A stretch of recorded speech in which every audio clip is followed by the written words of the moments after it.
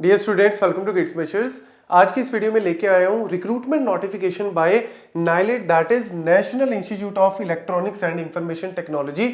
और नेलिट की तरफ से यहाँ पे वैकेंसीज आई हैं। वैसे तो हर साल ही वैकेंसीज आती हैं यहाँ पे साइंटिस्ट की एंड साइंटिफिक असिस्टेंट की, लेकिन अभी इन्होंने निकाली है साइंटिफिक असिस्टेंट की पोस्ट निकाली है। 78 के अराउंड जो है वो वैकेंसीज है। काफी अच्छी वैकेंसीज है, आपको डेफिनेटली अप्लाई करना चाहिए अगर आपके कॉन्सेप्ट्स क्लियर है। और अगर लेट्स सपोज आपने गेट की या किसी कॉम्पिटिटिव एग्जाम की अगर प्रिपरेशन कर रखी है तो कहीं ना कहीं चांसेस आपके हाई हो जाते हैं। यहाँ पे मैं आपको पूरी कहानी बता देता हूं। तो ऑलरेडी जो है वो इसका रजिस्ट्रेशन स्टार्ट हो चुका है। यहाँ पे इन्होंने लास्ट डेट बोली है 18 मार्च, तो उससे पहले पहले आप इसको अप्लाई कर सकते हो। स्टार्ट हो चुकी है, लेकिन पहले सारी चीजें देख लो। सबसे पहले एलिजिबिलिटी की अगर हम बात करें तो साइंटिफिक असिस्टेंट नॉन गजेटेड है, क्योंकि साइंटिस्ट वाली जो पोस्ट होती है वो गजेटेड होती है, लेकिन ये नॉन गजेटेड है। But yes, number of post यहाँ पे 78 है। और यहाँ पे लेवल 6 स्केल, नो डाउट यहाँ पे पे स्केल अच्छा गवर्नमेंट जॉब है। BTech MSc in any of the combination, in any of the combination. यहाँ पे इलेक्ट्रॉनिक्स है, इलेक्ट्रॉनिक कम्युनिकेशन है, computer networking, security, computer science, IT, ये सारी चीजें मेंशन की है। और यहाँ पे एज भी अप टू 30 इयर्स जो है वो मेंशन की हुई है। रिटन टेस्ट होगा इस केस में, कोई भी इंटरव्यू नहीं है, डायरेक्ट आपका रिटन टेस्ट के बेसिस पे, ऑब्जेक्टिव टाइप टेस्ट है, उसके बेसिस पे आपका सिलेक्शन होगा। तो यहाँ पे 78 जो जॉब्स हैं, ऐसा नहीं कि सारी कंप्यूटर साइंस के लिए इन्होंने मेंशन किया हुआ है कि लेट्स सपोज अगर आप सीएस के हो या आईटी के हो, अप्लाई तो आप कर ही सकते हो, लेकिन सिलेबस अलग अलग है। सीएससी में यहाँ पे टोटल नंबर ऑफ पोस्ट है 19, तो 19 पोस्ट अगर आप इसके लिए अप्लाई करते हो तो सिलेबस थोड़ा सा मेंशन चेक कर लेना। इन्होंने मेंशन किया हुआ है सीएस का अलग सिलेबस है, आईटी का और ईसी का अलग है। तो अगर लेट्स सपोज आप सीएस या आईटी के हो तो फिर आप वैसे तो सीएस और आईटी में दोनों में से किसी को भी भर सकते हो, लेकिन सिलेबस अलग अलग है, तो उस हिसाब से आपको करना है। और आईटी में अगर मैं बात करूं 16 पोस्ट है यहाँ पे, लेकिन ईसी वाले इलेक्ट्रॉनिक्स वालों के लिए अच्छी पोस्ट है 43। तो यहाँ पे आपके पास नंबर ऑफ पोस्ट ठीक है, लेकिन वही है कि प्रिपरेशन अगर है तभी आप अप्लाई करो, otherwise no need to apply. Then अगर मैं बात करूं यहाँ पे एज, वो ऑब्वियसली यहाँ पे इन्होंने मेंशन किया हुआ है कि जो कैटेगरी वाइज रिलैक्सेशन जो है वो होती है।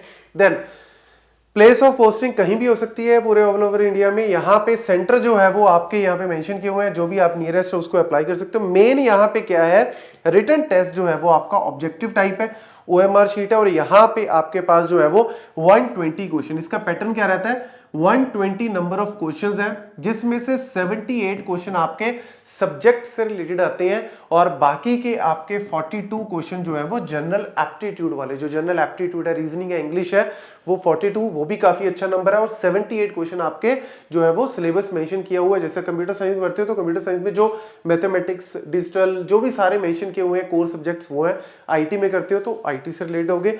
यहाँ पे आपको जो है वो ऑब्वियसली दोनों में, मतलब अगर मैं बात करूं यहाँ पे कि आपका दोनों को इंडिविजुअली क्वालिफाई करना जरूरी है। मतलब 65% क्वेश्चन टेक्निकल एरिया में 78 बन गए और आपके 40% क्वेश्चन, 35% क्वेश्चन आपके जेनरिक में से है। तो आपको इंडिविजुअली दोनों की भी एक तरह से मान के चलो कि 50-50% आपकी जो कट ऑफ है वो क्वालिफाई करनी पड़ेगी। ईडब्ल्यूएस की अलग है, ओबीसी की अलग है, इंडिविजुअली दोनों की तो करनी पड़ेगी, लेकिन ओवरऑल भी एक अच्छी जो है वो मेरिट लिस्ट में अगर आपको आना है तो जितने मैक्सिमम आप मार्क्स ले सकते हो अच्छा रहेगा। नेगेटिव मार्किंग भी इन्होंने 0.25 मेंशन की हुई है। हर एक क्वेश्चन 1 नंबर का है, तो उस हिसाब से आप जो है वो अपनी प्रिपरेशन जो है वो स्टार्ट कर सकते हो। ये कह रहे हैं कि आपका जो सिलेबस है साइट के ऊपर ही मेंशन्ड है, सीएस का अलग है, आईटी का अलग है और ईसी का अलग है। सिलेक्शन प्रोसीजर मैंने आपको ऑलरेडी बता ही दिया, रिटन टेस्ट के बेस पे ही है, इंटरव्यू यहाँ पे नहीं है। उसके बाद सीधा अगर आपका नाम आता है तो डॉक्यूमेंट वेरिफिकेशन के लिए आपको कॉल की जाएगी। अप्लाई आप ऑनलाइन इसको कर सकते हो। ध्यान से करना, सिलेबस वगैरह चेक कर लेना। जहां भी आपको लगता है सीएस का मेरे को ज्यादा आता है तो सीएस से, अदरवाइज आईटी, ईसी का तो खैर सिलेबस ही अलग है, तो ये यहाँ पे रहेगा। और इसके अलावा लास्ट में आपके पास यहाँ पे SC, ST, PWBD, women candidates के लिए कोई फीस नहीं है।